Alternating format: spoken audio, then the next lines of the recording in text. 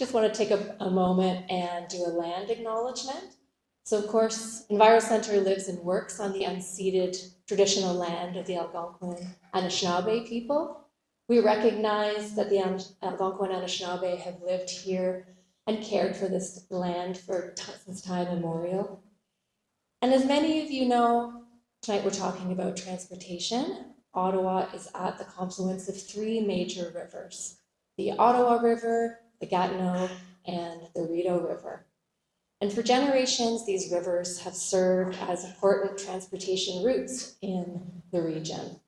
They've really brought people together for the exchange of knowledge and culture and trade.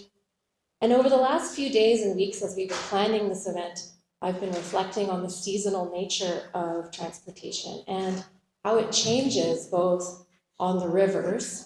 Just a short month ago, I was skiing across a river, and just in the last week or so, the rivers have started to break up.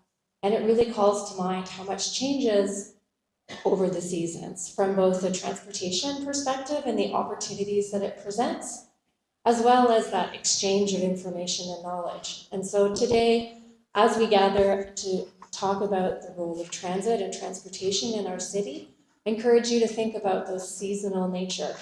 And I don't know about you, but even on the way here, I could sort of feel the buzz of more transportation modes coming out. The rivers are breaking up, the snowbanks are melting, the bicycles are coming out, the walkers are coming out, the scooters are all kind of emerging. So I encourage you to think about the nature of transportation as a form of connection, as a form of change through the seasons, and as a form of opportunity to exchange and connect through transportation as we go. So tonight we have a very straightforward agenda. We have presentation by Anna Zivarts. She will come up in just a moment and give the keynote presentation. It's a bit interactive, so you've got to get ready to answer some questions as you go, okay? She'll come up and she'll do that presentation. For those of you who have not yet met Anna, she comes from Seattle. We're blessed to have her here from Seattle today. She's a low vision mother who is a disability advocate and a non-driver herself. She's also the author of the book, When Driving is Not an Option. This book really shines a light on the reality of non-drivers and explains how improving our transportation for non-drivers really helps to create a better quality of life for all those in an area. And here in Ottawa, it might surprise you to know that about 27% of people don't have a driver's license. And this includes a range of people: involuntary drivers, including those who are disabled, lower income, formerly incarcerated, unhoused, children, young people, and seniors. And they are largely invisible in a system which has been designed almost exclusively for drivers. So during the presentation tonight, Anna will explain that when the needs of those drivers and when the needs of those involuntary non-drivers are viewed as essential, it helps us rethink how we design our transportation systems. Please join me in welcoming Anna Zivarts.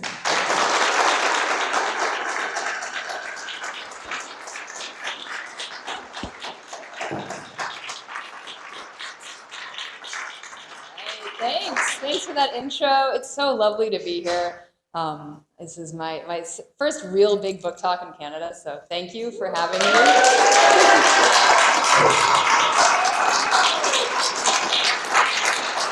And I don't want to answer any other questions about the US right now, so we'll just leave it at that. Oh my gosh. Let's see.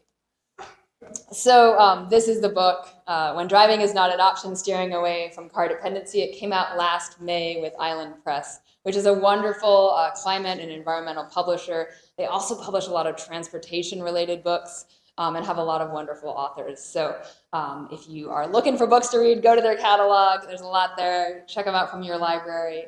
request them. You can also get them on Audible, I think. I know my book is coming out in an audio version, not through Island Press, but through the Talking Book and Braille Library shortly. So if you want the human voice audio version, hang tight, it's coming out. I was born with an eye condition called nystagmus, and that makes my eyes shake a little bit all the time. And so I can see close up relatively well, but further away, objects get really unfocused, and it's not something that can be corrected with lenses.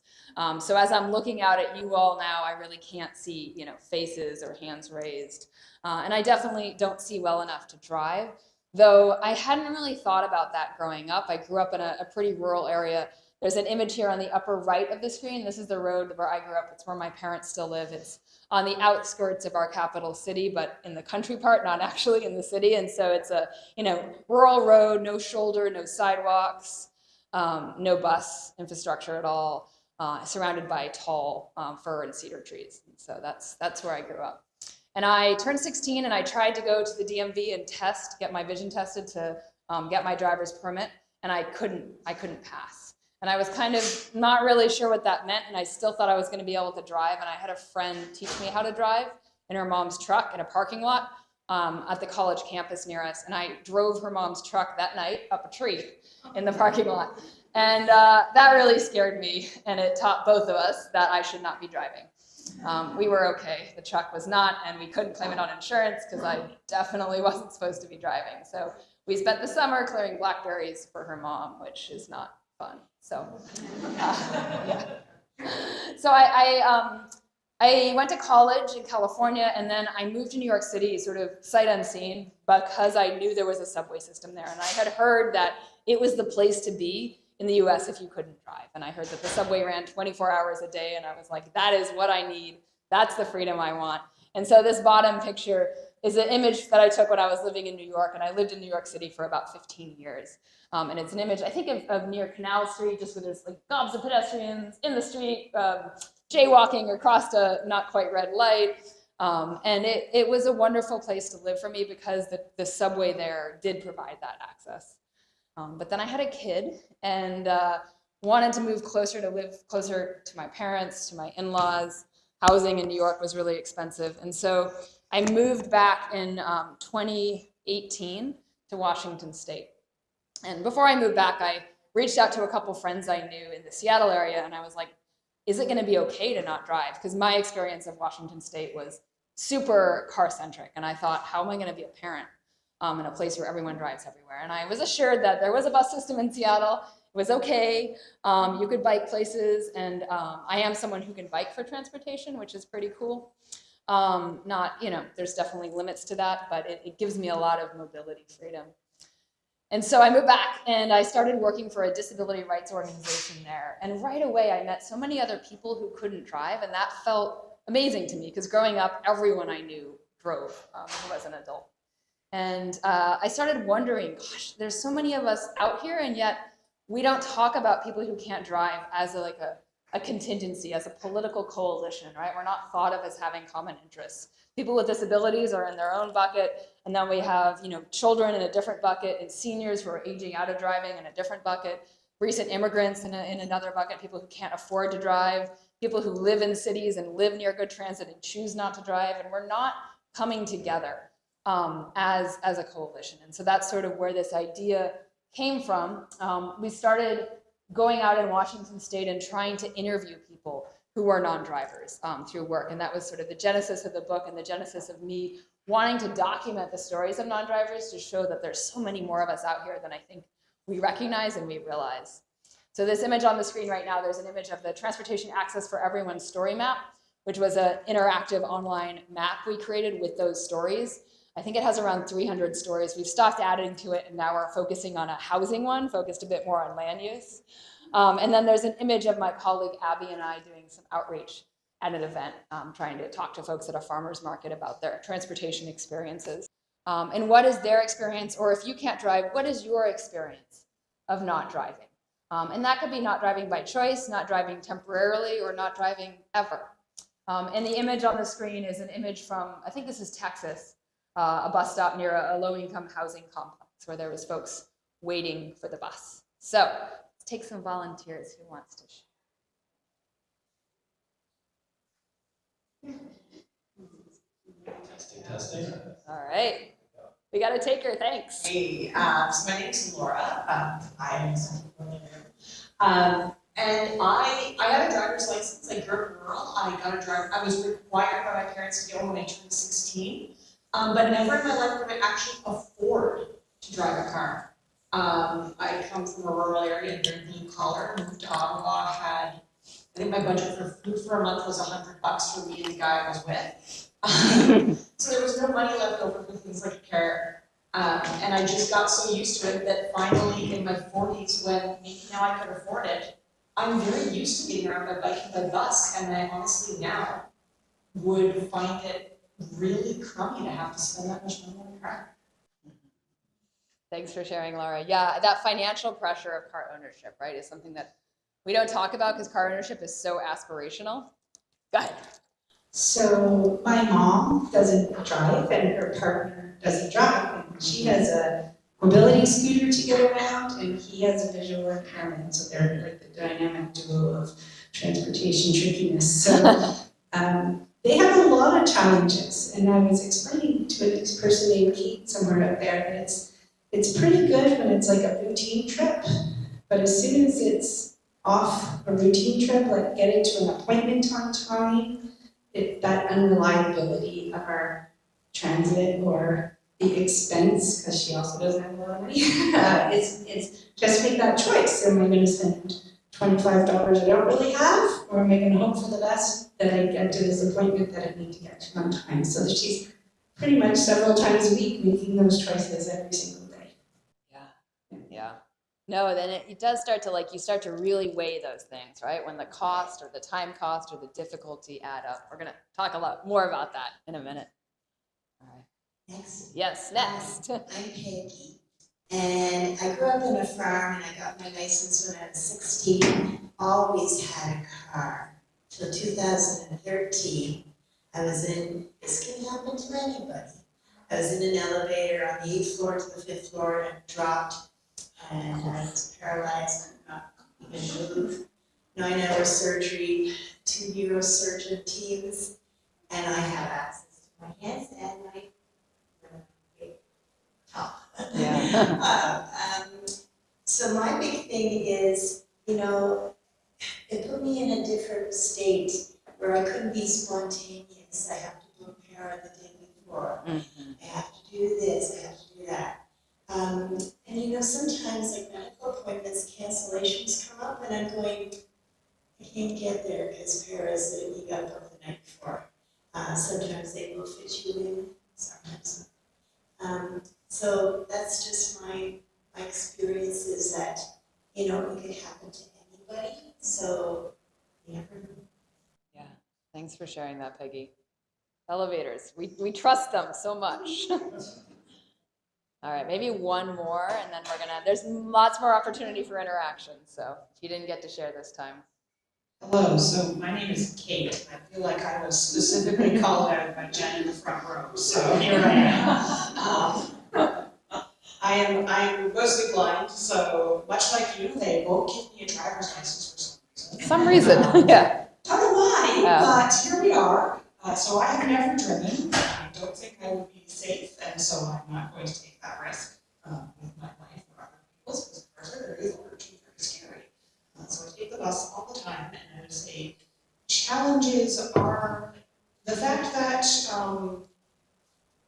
your trip always has extra planning steps. I am very envious sometimes of my husband, who can just get in the car and go places whenever he feels like it, and doesn't have to think about it, because it will take as long as it takes and he doesn't have to plan for anything. Whereas I have to make sure that the bus is going to come and then I'm going to get my transfer, and will my transfer come or will my bus disappear into the void? Who knows? The one time that I didn't feel like this was the 3 years I lived in Toronto, and the only thing I missed about Toronto was the TTC, because I could get out, walk out my door and get on a streetcar anytime I wanted. It was amazing. Most places don't have transit that robust because there isn't the ridership. But there isn't the ridership, the transit isn't that robust. So. Yeah. No, that is 100% true. It just reminded me of my kid the first time I took him to New York. We were gonna go take the subway, and he's like, "Well, don't we have to look at the schedule?" And I was like, "Nope, we just go, right?" And it's such a difference when you're not worrying about that schedule. All right, I'm gonna pause the interaction for a second, and we'll go back to it and share some more. So you all touched on so many of these categories already, but I just want to go through a little bit more with a few more statistics that I'm gonna try to read here. So the first category of folks who can't drive, right, and this is really the heart of my book, is folks who can't drive because of disabilities, involuntary non-drivers because of a disability. And I want to start by recognizing that this is a super nuanced category and it's not binary. And I start with this image of Erica, who's a power chair user in Seattle, and she can drive a car that isn't an adaptive car, but she can't afford a car that can carry her wheelchair. And so she has a car, and she can drive that car to drive-throughs, but that's about it. If she wants to get out and go anywhere, she can't. And so for her, I consider her a non-driver.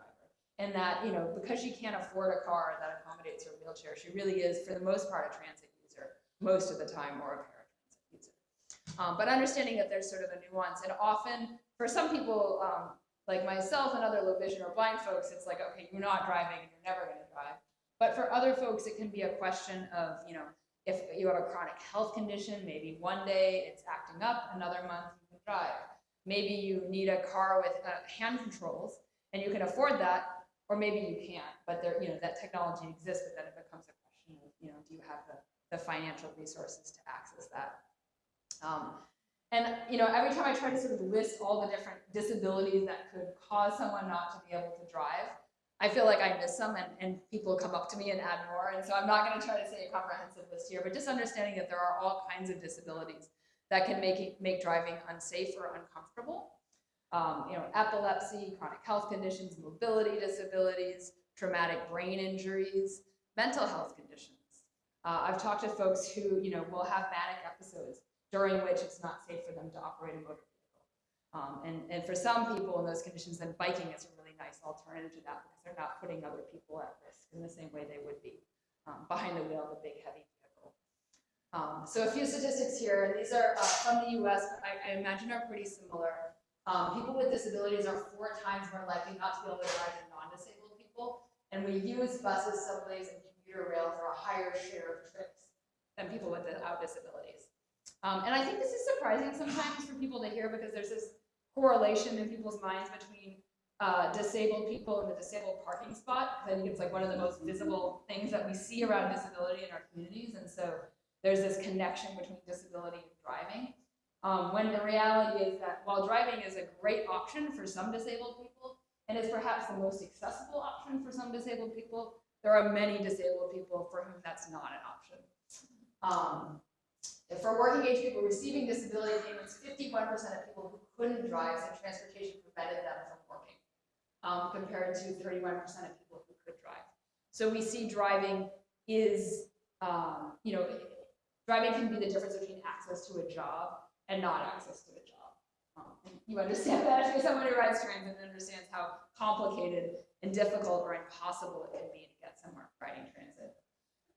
All right. So going beyond disability, right?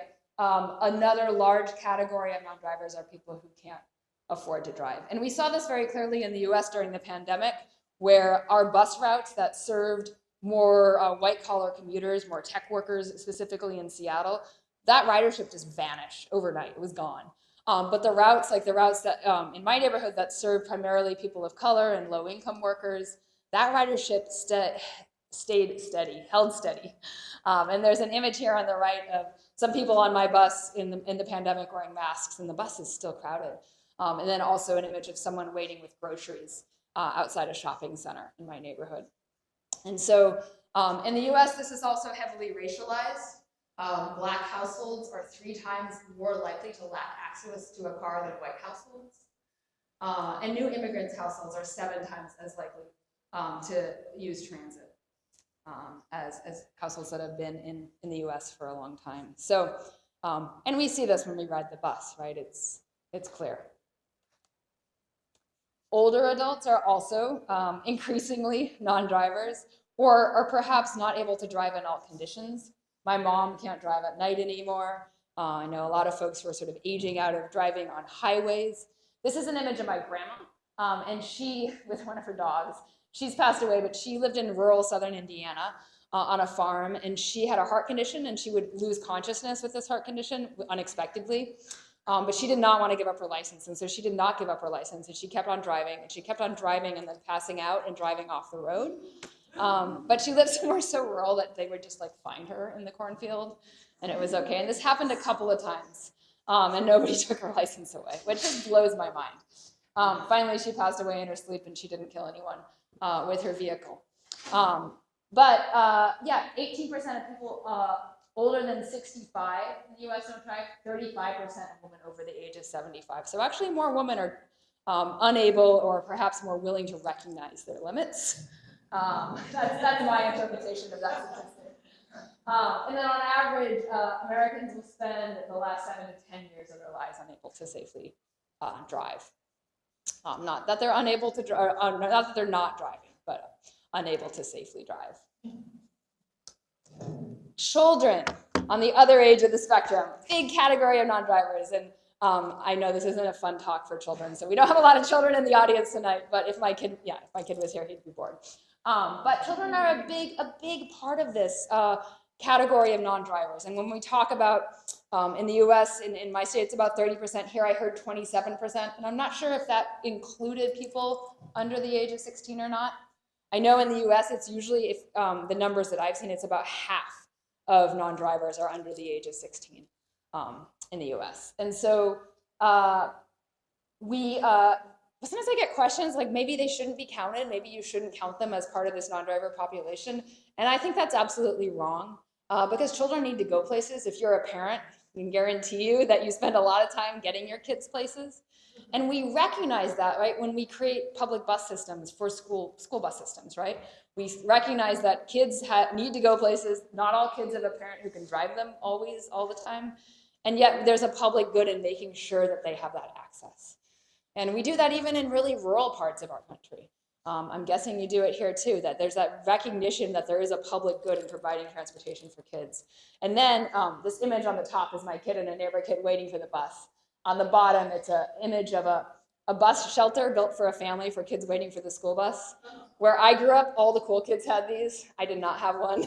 And so now I notice them always when I'm driving around rural areas and I see them. And it's a reminder that we can provide transit in rural areas. We just choose only to do it for school-age children, right, for certain trips. But imagine if those trips were also available to adults, right? So that when kids, age out of the school system, they could still have that kind of transportation access if they couldn't drive. And I started with all the involuntary non-drivers because that's really where my book focuses. Because I think choice non-drivers are often many people in rooms like this, right? You are the people who have access to resources, who perhaps could afford a car but choose not to. And again, I recognize that this is not like a strict binary, right?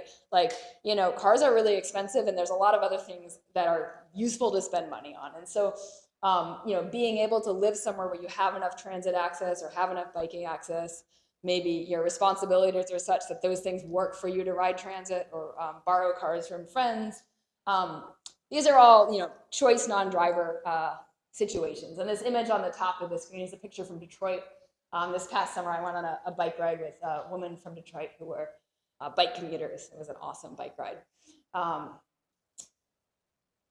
Increasingly young people in the US are choice non-drivers. And I think there's some debate about whether how much of this is like a financial thing. People not afford to drive because people don't have that economic access and insurance is really expensive. Maybe it's related to, some young people I talk to find driving too anxiety producing and that it becomes sort of almost a mental health disability, not being able to drive. But I think there's also just a fair amount of recognition about the climate impacts of driving and the desire to not have that stressor in people's lives. So in 2020, only 25% of 16-year-olds in the US had driver's licenses. And that was compared to almost 50% in the 90s when I was a 16-year-old. So a big decrease in the percentage of young people that are getting driver's licenses. I'd be so curious if the same is holding true here. So altogether, non-drivers are about a third of the population. We heard that statistic here. These are some examples from the US based on driver's license records, based on studies from Wisconsin and Washington State. And then there's also a really fascinating research project called the Transportation Security Index from some researchers at the University of Minnesota. And it doesn't look straight at car access, but looks more sort of broadly at how easy it is for people to go to the places they need to go. And they found that 1 in 4 adults in the US is transportation insecure. And it's highly correlated to poverty and also to transit access. And this image on the right, I think this is an illustration of, we think that non-drivers don't exist because we aren't necessarily looking for them, because they're people who, especially involuntary non-drivers, are more likely to be stuck at home, whether that's in a rural area or an urban area. Perhaps don't have the economic resources to go out and participate in the community the way that other folks do. But when you start to notice and look for signs of non-drivers, you start to see these things, even though they may not be apparent to you immediately. You start to look at who's waiting at that bus stop, who is walking or biking along that rural road, that not a choice biker, right? Someone who's doing it out of economic necessity, who's doing it with grocery bags. When you look at where is the grass worn down on the side of roads where there's no sidewalks. And this image on the right is an image from Los Angeles of a road without sidewalks where the grasses or the plants are all just worn away. So we can start to think about it, and we can start to notice sort of these signals of where non-drivers are existing and not perhaps being counted in our communities. So this next part is interactive again. Get ready. How do non-drivers get around? And I think some of you all shared these things already. The first, and this is what we heard most often in surveys from Washington State, because our communities are so car dependent, even though people sure would love to be able to hop on a bus or be able to walk or bike somewhere, that's not an option in most places in North America, to be real. And so instead, people who can't drive are often asking friends or family members for rides. And sort of it becomes an issue of social capital. There's an image here of Jaime Torres, who's a non-driver, and he says, it is beyond frustrating to have to depend on others for transportation. It really affects me to the point where it's easier to just isolate myself in my room so I don't feel like a burden. And I hear that sentiment again and again in conversations with non-drivers that, even if it's your partner, your loved one, your family members, there reaches a point where it becomes hard to ask for the rides, especially for things that might be more discretionary. So does anyone want to share an example of a time recently where you had to ask for a ride and what that felt like? Even if you normally drive, this can be an example of, maybe you need to go to a doctor's appointment or an airport, and what you felt like you maybe had to offer up in exchange for that. I know I do a lot of dishes in my household when I want my partner to drive me somewhere. Anyone want to share? Hello. Hi. My name is Fareed, and I don't own a car. My family doesn't own a car.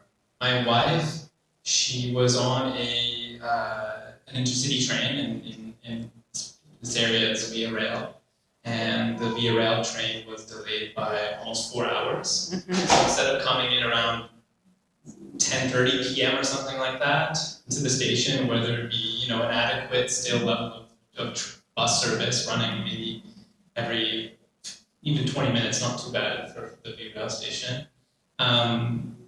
The train came in at like 2:30 a.m. something like that, Mm-hmm. and it would have been possible perhaps for her to order some sort of transportation, but she didn't feel comfortable from a personal safety perspective to be in a car probably with another man that late at night. And so she decided to reach out to my family who live in the city and get a ride home and wake them up and get them to get a drive home. And so that was something that is challenging to do, and maybe an example of this where it's like an unplanned thing that happened where you feel abandoned almost, and you need to rely on others. Thanks for sharing that example. And I think that, yeah, it gets to that where like you can ask, but like there always comes with something. Even if it's, an almost desperate situation like that, it is a favor. And you also got to this next point, which is paying for rides. And, with sort of the spread of ride hail, Uber and Lyft in the US, like there's been an incredible increase in access for people who can hail those services, though the prices have gone up quite a bit. And for folks who use wheelchairs, they are not wheelchair accessible in the US. Many of our taxi cabs aren't either, though some of our larger cities do have accessible taxi programs. And I'm curious here if someone wants to share what you know about if you needed a wheelchair accessible taxi or ride hail, what's the process in Ottawa or outside of Ottawa if you're further out? What's the process for getting that? Is it easy? Is it hard? Anyone have any experience with that or want to share? For the taxis, it's accessible, but there's only 4 that run during the day, and usually they're for people that are going to the airport, because people like to use them for their luggage, because it's bigger. Oh, man. So there's only 4 that run at a time in all of Ottawa. So what are wait times like? Could be a lot. It's up to 2 hours. Yeah.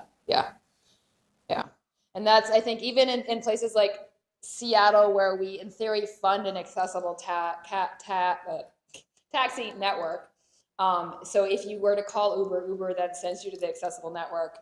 I've done it with friends that needed a wheelchair accessible vehicle, and my Uber would be there in 10 minutes, and their cab would be there in an hour and a half, right? And you're like, well, that's not an equivalent service.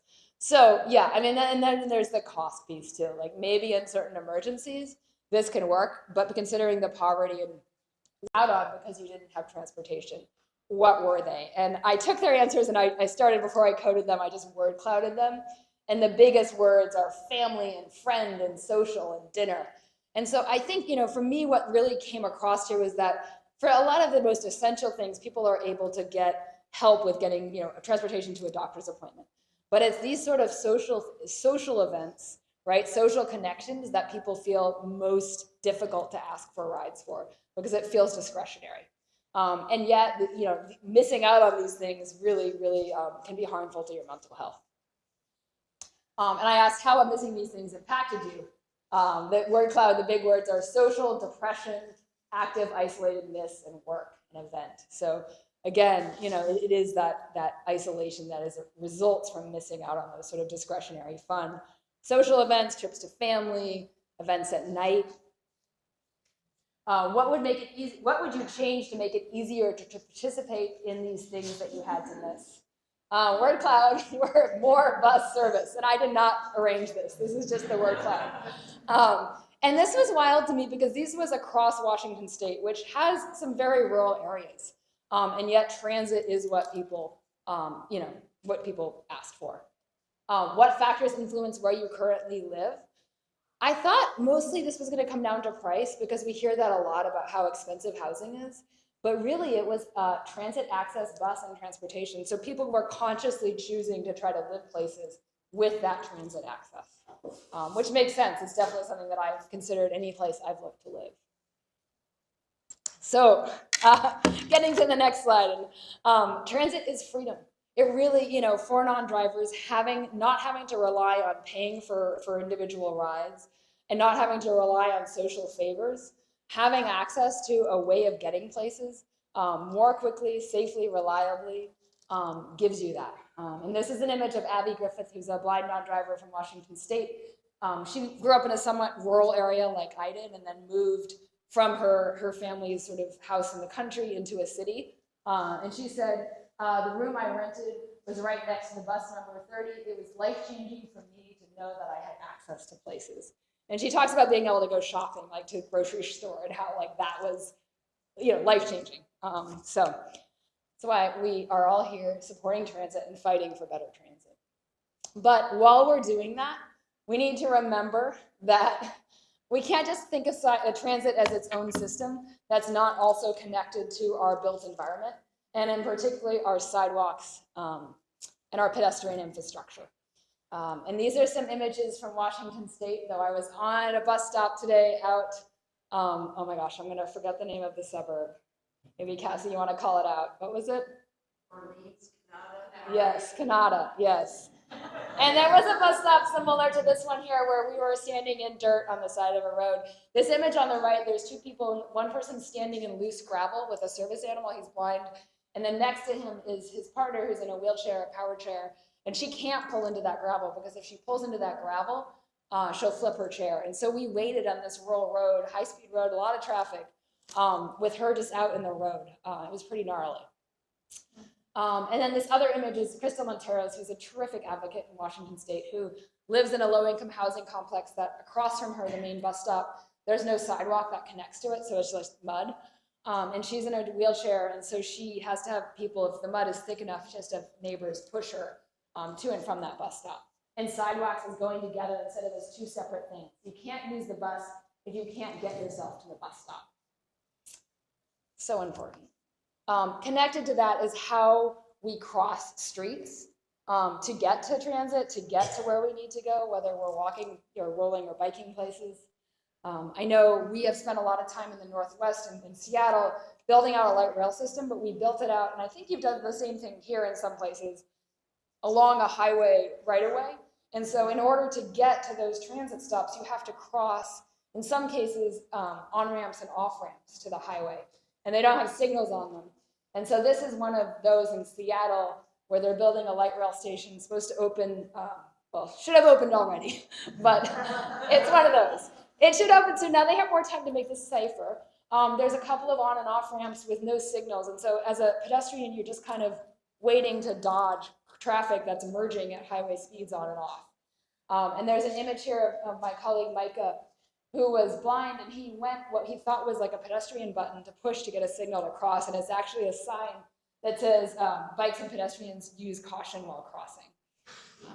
Yeah, and this is at one of these places where there's a steep curve in this off-ramp where cars are just, really unsafe.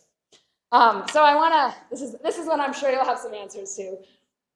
Where, actually two questions. For transit, where does transit go and not go where you live? And when does it go and not go? Like if you want to go to an evening event, can you get home? And then what is your experience? What is the pedestrian environment like getting to that transit stop? Where are there missing ramps, lights, snowbanks, anything you want to share in that experience? What would you change? So I'm Carrie and I'm with the transit riders. A couple of years ago, we ran a competition called the Worst Bus Stop in Ottawa. I can tell you there were some reasons. They were some really. I mean, you're talking about just sort of regular like snow clearing and stuff like that. We had some pictures of bus stops on gravel roads surrounded by black brushes and bulwarks and things like that. The winner, and I do put that in quotation marks, was on Parliament, where there's a bus stop, there's a bus pad, and there's no sidewalk anywhere there. I think you have to teleport or something to get off it. There's no sidewalk, there's no curb cut, there's no bus stop, right? It's just a pole, so there's no shelter whatsoever. And you're right near the experimental farm, so no matter what kind of weather it is, you're in the weather.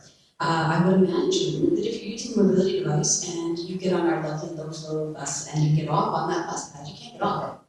So that was the quotation marks of our worst bus stop. I think a lot of candidates. All right, thanks. We're gonna have more time to interact towards the end. The other piece here that I think we often in sort of the transportation space, we get like focused on how do we get there faster and how do we make that journey better. But the other half of the equation, right, is how do we have where we need to go closer to where we can live and afford to live? Housing affordability, I know, is a crisis everywhere. And what we've seen in my community is that many low-income folks are priced further and further out. And so folks who can't drive end up living in places where there's no transit access and no sidewalks, because that's where the most affordable housing is. And then we have these huge parts of our community that are designed just around cars. And there's an image here from, this is Arizona, Tucson, but a huge mall parking lot that's totally empty, right? Because it's been designed for peak parking at Thanksgiving shopping periods. There's a quote here from Von Braun, who says, more affordability means moving further out. Moving further out means more limited transportation. And he's someone who had to move from the greater Portland or Oregon area out to a more rural side of Washington State for affordable housing specifically, because he kept on getting priced further and further. So thinking about that land use piece as well, how do we get those what we need closer, and how do we get more housing where we have good resources, good access to resources, and good transit. E-bikes, I include this slide because I think while not everyone in the disability community and not all involuntary non-drivers can access e-bikes, for those of us who can, there is a lot of benefit to having that expanded range because of so many of our communities are so car-centric and the distances we need to travel are so large. It really can be beneficial to be able to go a little bit further with a little bit more ease. There's a couple images of here. There's my colleague, Rachel, and I on bikes with our kids. Those are e-bikes. Ivy Take is down in the Arizona area. She's an e-bike rider, low vision. And there's a quote from her who says, for someone like me who doesn't have a choice to drive a car, licenses and insurance requirements for e-bikes seem to be unnecessarily restrictive to people who have already limited mobility choices. This is my only vehicle to get myself around. And Ivy's cool. She's older than me, so her kids are in college, and she didn't have e-bikes when they were little because they didn't really exist in the marketplace then. So she had a golf cart, and she would drive her golf cart, all over, the Arizona community near Tucson that she lived in. It was Oro Valley, which is just like this super suburban area. But she managed to do it without driving, and I, thanks to her golf cart and like knowing all the back ways through parking lots to keep herself off the main streets. But now she has an e-bike and she loves it. She's like, it's so much easier than the golf cart. The other image here on the bottom right is of Ian Mackey, who's a power chair user. And power chairs are not e-bikes, but there's so much technology and battery technology over the last couple of years that has really improved with e-bikes that is not being transferred readily to power chairs. And it's because it's a different market. They're often like reimbursed through healthcare. But there's so much potential there, and there's so much desire among power chair users I've spoken to about having power chairs that have longer lasting batteries that are waterproof. Like my friends in Seattle who have power chairs that have to like wrap them in plastic bags to go outside when it's raining. It's just ridiculous. Thinking about how can we take some of that advances in mobility technology that we've seen in e-bikes, make sure it's happening with e-trikes and power chairs as well, so we have more mobility options. Another thing that I'm hopeful about right now is in the long run, I can talk to you about the recommendations I would make here, if I was in charge and whatever, getting to make decisions, what I would change in any community. But I think what ultimately changes is when we have more people at the table who have that lived experience of not being able to drive. Whether that's by choice or involuntary, I think it's really important to have more of those people in decision-making roles. And so there's a couple of pieces of legislation we're working on in Washington State right now that sort of exemplify this. One is around driver's license requirements. We see a lot of job postings, even jobs for transit agencies that require driver's licenses. Transit, and then we're not talking about bus drivers. Like I want bus drivers to have driver's licenses. We're talking about like a transit planner that's deciding where to put bus stops. Right? Or, an ADA coordinator who's trying to figure out how to make, curb ramps accessible in the city. Jobs that there are many disabled people who would be super qualified for and would be great at and care very deeply about making our cities more accessible, and they're excluded. So we're trying to make that, unless driving is an essential function of the job, you can't require a driver's license. So that's one way to sort of expand that opportunity and get more people in the room. The other piece of legislation we're working on is trying to get 2 voting seats added to our transit boards. Each transit board is sort of throughout the state is controlled by the statewide legislation, and that mandates who sits on those boards. And right now it's just elected leaders. And those elected leaders, for the most part, are all drivers because that's who gets elected. And we'd like to see some people who actually ride transit involved in making decisions around transit. Because what happens when that doesn't happen is we have transit boards that will vote to like reduce taxes because they're anti-tax, even if it means eliminating Sunday service for transit, right? And that's just, and there's no one in the room to be like, hey, I actually ride the bus on Sunday. I'd like to go to church. So yeah, that's something we're hopeful to pass those two. And I know that there's been a fight here as well for transit rider representation. I think it's an important one, and I think it really does matter who gets to make decisions. My final sort of action takeaway is the Week Without Driving Challenge. And this is something that some of you may have tried or heard about. I know that there's similar challenges that exist. This is something that we started this one in Washington State in 2021 because we wanted elected leaders. We saw that many elected leaders never rode transit, and we wanted them to feel like what it was like to ride transit, but not just the easy trips, not just the like, oh, I'm going to the office and it's 10 a.m. and there's lovely bus service, but like, what is it like to try to get home at night on Saturday at 10 p.m. On the bus, or to take your kid to soccer practice in the suburbs? And so we ask people to, and in particular, we challenge elected leaders and other transit agency leadership, transportation department leadership, to not drive for a whole week. And they can ask for rides, they can pay for rides, they can walk, they can roll, they can take transit, whatever they can make work to keep on doing what they normally do in their life, but doing it without driving. And so it's now in its 5th year. In 2023, it became a national challenge. We partnered with America Walks. And this was our coalition partners last year. We had representation from all 50 states. I don't know if we had folks from Canada last year. I know there were some interested folks from BC, but I'm not sure if they joined us or not. One of my favorite examples is the Toledo, Ohio Transit Agency made a bus route for Week Without Driving, which is pictured here on the right. I thought it was amazing. I actually got to go see the bus in person this fall, and it was a really cool bus. So I want to end asking you, if you're someone who normally does drive, if you were to try to imagine taking, and the challenge, the Week Without Driving this year is September 29th through October 5th. So thinking about that week, if you were to try to not drive for that week, what would be some of the pinch points? Where would it be difficult for you to get where you needed to go? What choices, what might you have to give up?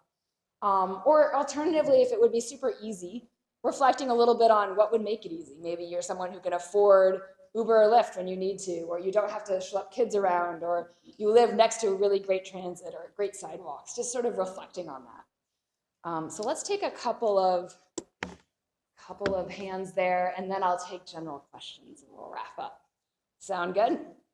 So Week Without Driving, if you're someone who normally can drive and does drive. Because I do try to work geographically close by. If I couldn't drive for a week, it would really slow down how I can do business, because I'd have to plan a lot more time to get from one thing to another. But we could carpool if I was with my client and they could drive. Have you ever asked a client to drive you somewhere? Oh, yeah. Oh, yeah? Okay, cool. Yeah. New car, or I become a non-driver. And when I think about that, similar to your answer, it is the time that it would take. So even like thinking of coming here, it was a 15-minute drive, but it was like a 45-minute bus ride and about 3 different buses that I would have to take to get here. So the amount of time that it would take for me to do things would really limit what I chose to do. Yes, that time penalty of transit. And I feel like that's why New York works, like transit works there. It's because like driving is actually usually slower than taking the subway. And that's when people make that flip, right? And start taking the subway. Yeah. Maybe 1 or 2 more.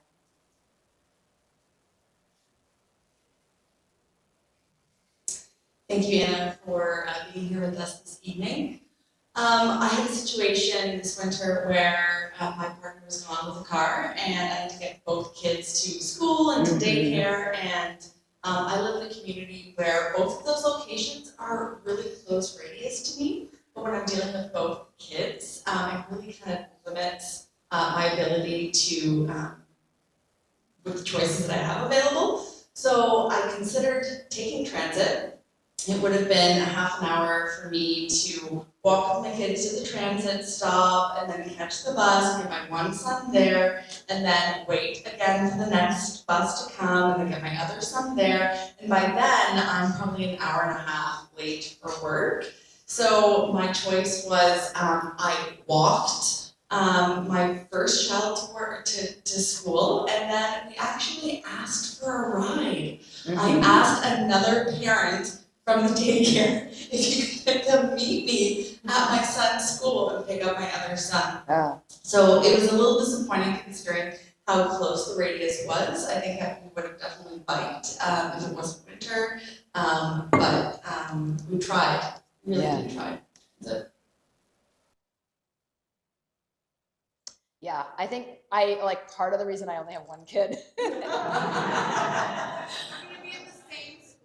Yeah.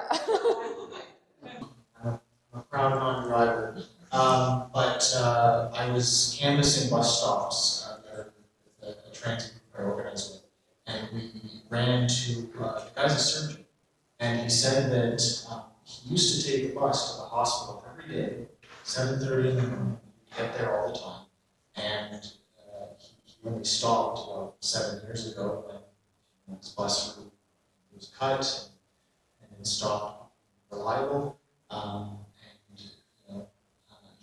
He was going to be late to surgery, so I don't blame him. He should probably be on time for brain surgery, heart surgery, whichever one it was. Yeah. So that's fair, but he would have been still taking the bus if it was reliable. So I was asking him if he could go back, and just being on time and actually showing up quick, and I'll take it. And so I think we have this image of transit as a last resort, but for this person, he could have, on their salary, probably several cars, but he opted to take the bus, and so he would have kept it in. I think that's a really important point. This idea of the chicken and egg kind of transit, is only seen as a choice of last resort for people, and then we don't invest in it, and then people choose not to use it because it fails them when they need it. Right, and it becomes this cycle. And how do we flip that around and start to make it work better, and so that more people are using it, and we can invest in more transit, less parking, right, more housing, all of those things. Before I open it up to general questions, I actually wanted to describe the images on this last slide because I think they're nice and kind of wrap things up. So there's the book cover, and I didn't mention it, but it's on the cover of the book. It's a line drawing by an artist friend of mine who has the same eye condition I do, so I think that's cool. Amara S. is her artist name, and it's of some people waiting at a bus stop, and the bus is arriving. She's actually a graphic artist that does really colorful, bright cartoon stuff, and I loved it, and my publisher was like, no, it's too juvenile, so we had to negotiate it. This is what we got to, but I'm really happy about it. And then the image behind there, first of all, there's my Blue Sky handle, non-driver. That's the only social media I'm on right now. Who knows? But then the image behind it is an image that gives me a lot of hope, and I think it's a nice image to end with. It's my kid and another kid from my block, and this was during the pandemic, and she had never been to the library before. And so I offered to take her and my kid to the library and get her signed up for a library card. And it just, for me, it symbolizes so much of why I live in a city. I can know my neighbors, we trust each other, we build those connections, there's transit that we can walk to, and then we can take it to a place where there's public services like a library. And that's a future that feels sort of tenuous right now in the US, but it's a future I think that really works for so many people, and it's a future I hope we can fight for. So transit as part of this larger ecosystem of cities and a way to make our communities work for all of us. License, to me, it's I can study for my final exams, or I can maybe spend a lot of time trying to get a license where I need someone else there to drive. It's not worth it, honestly, in that sense. Yeah, I've heard one possible decrease in the US. It used to be part of high school curriculums, driver's ed, and it's not for the most part anywhere. And so now it's privatized. And so the families that can afford driver's ed, the kids will go do that, right? And then the kids who, that's only a certain percentage of kids. So I think that's part of it. And I do think the other piece of it is the really high insurance costs for insuring young drivers, because they do tend to be less safe. And so that's an incentive for parents to not encourage their kids to go out and get a license at 16. I'm just curious if you've done a comparison to Europe, because you look at Europe and you don't need a driver, right? You look at Amsterdam, you look at London, you look at Paris, you look at Berlin.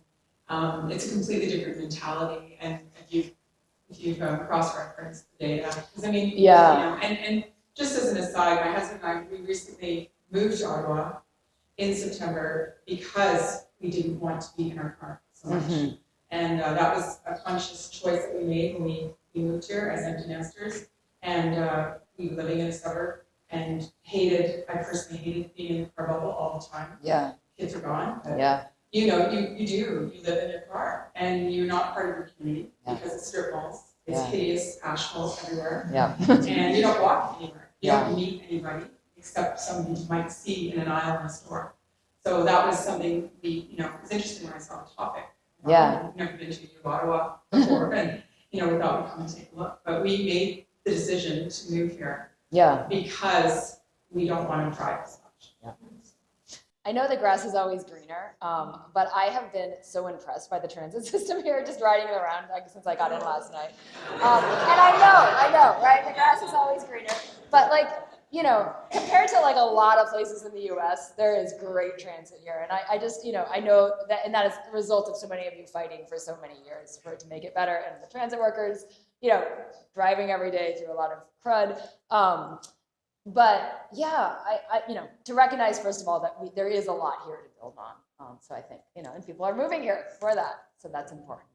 I have not, to answer your question, I haven't looked at European data, and I think it's been interesting because my friends who live in New York City, this is a very much like the rest of the U.S. kind of presentation, because New York City is also totally different. Nobody drives, and youth at 7th grade, you're on the subway going to school. That's normal.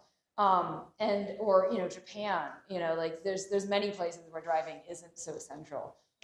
And so it really is sort of, I think, a product of our built environment, and that people get locked in, and it becomes, the more people who do it, the more people who do it, and or feel like they have to do it. I feel like I talk about the school pickup paradox, where parents drive their kids because it's too dangerous for their kids to walk because all the parents are driving their kids, and it just is this cycle, right? So.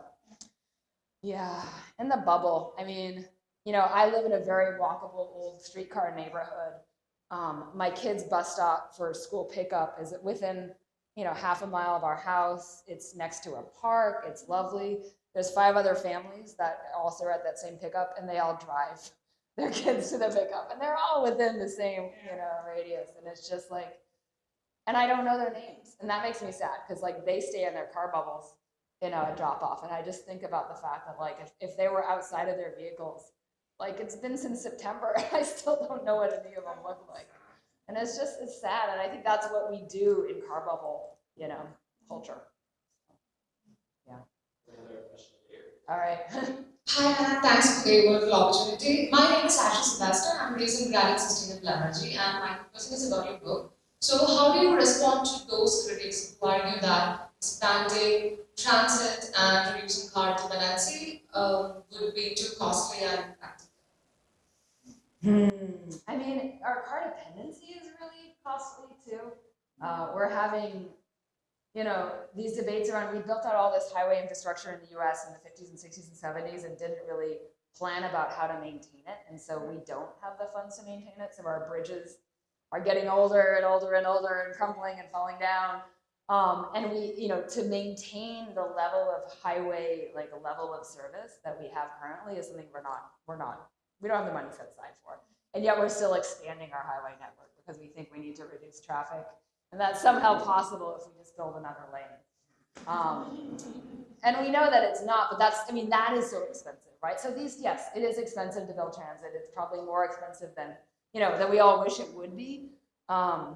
I also think that there is, a lot of stigma around buses. And if we were to, and yes, rail is great, but I think we can do a lot with buses and bus rapid transit that we are not doing because there's that bus stigma. So I think that my answer has 2 parts. One is that we need to stop spending so much on highways and highway expansion. And even just maintaining the highways that we have, maybe we can start to think about shrinking that capacity while expanding our rail capacity, while expanding our bus capacity. But that's a really hard political fight. And I think that's a fight hopefully we can have if we have a big enough coalition of drivers and non-drivers, involuntary or voluntary, that can stand together and sort of push for a future that I think many of us want. Like, we don't want to be sitting in cars on the highway or in shopping centers, you know, in our little car bubbles, but once it becomes the only sort of way to have a quality of life that you want, then that's what you're choosing. That's a choice for you. So, yeah. Okay. Thanks for the talk.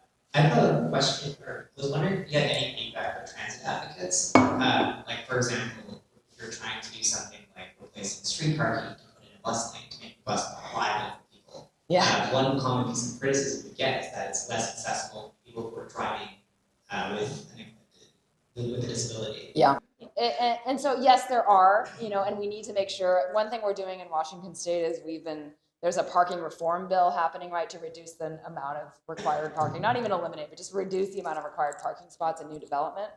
And what we want as part of that bill is an increase in the ratio of ADA parking spots, so the, you know, accessible parking spots, so that perhaps all the parking that's left then is those accessible parking spots. And I don't know, I'm not sure what your permit system is here, if it's similar to the US, if you have like the parking placards, and if you have that, then you can park in those spots. But, you know, creating more of those spots and less of other parking spots sort of neutralizes that line of argument to some degree. And also just reminding people that there are many disabled people who are bus riders. And you know, sure, if they could afford a wheelchair accessible van, they would love to have one, but that's not in the cards. And so that, you know, reminding people those statistics as well. And, you know, if you're connected and organizing with transit riders, you probably know a lot of wheelchair users who would come out and testify they want faster bus service. You know, drug-free, crime-free zone, like we hear about isolated incidents like maybe transphobia against people who are transgender, like on a bus. Anything since COVID, like, in terms of rising incidents you're seeing, or do you feel it is a safe place for everyone in society?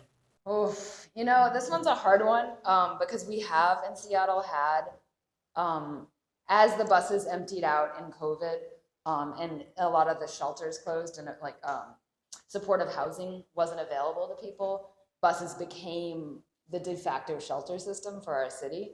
And that was a really rough experience. My kid got bear sprayed on a bus in 2022.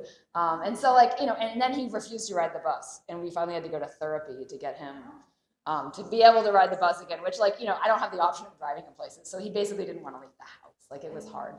So these are real safety concerns. We had a bus driver killed over Christmas this year by someone who was having a mental health crisis in Seattle. And so it's still very much an issue.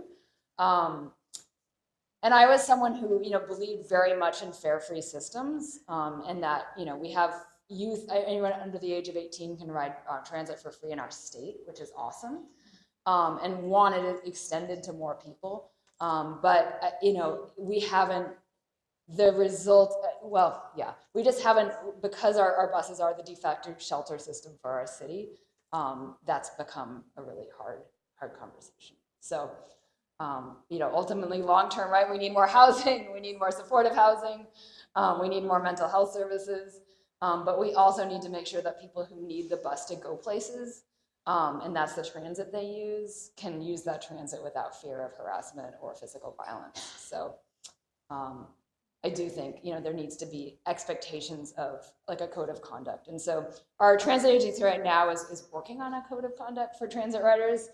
You know, then the question is enforcement, but I do think we saw a lot of social norms sort of dissolve during the pandemic around, you know, the way people were driving, really unsafe driving behavior. And we also saw a lot of, you know, just like antisocial behaviors on buses around smoking and drug use and stuff that, yeah, make it hard when you're trying to ride the bus with like a 3-year-old or a 5-year-old. So, yeah. I have noticed here, I was commenting to folks that like how your transit system here is very much like, you know, there are gates, like our light rail, there's no gates. It's all just like, you know, honor system to pay. And bus drivers, we haven't had fare enforcement on buses since the pandemic started. And so it's a different, that piece is different here. Yeah. I had a question, what you would think about this, and also if you have any like places in America that is dealing with this. Here in Ottawa, there's free bus service for seniors on Wednesday and Sunday. But disabled people like myself, I'm gonna be 65 in May. But when you turn 65, you still have to pay on paratransport. It's not free. Oh, wow. And they are residents of Ottawa. We are all residents of Ottawa. And it sucks. And I can't get an answer.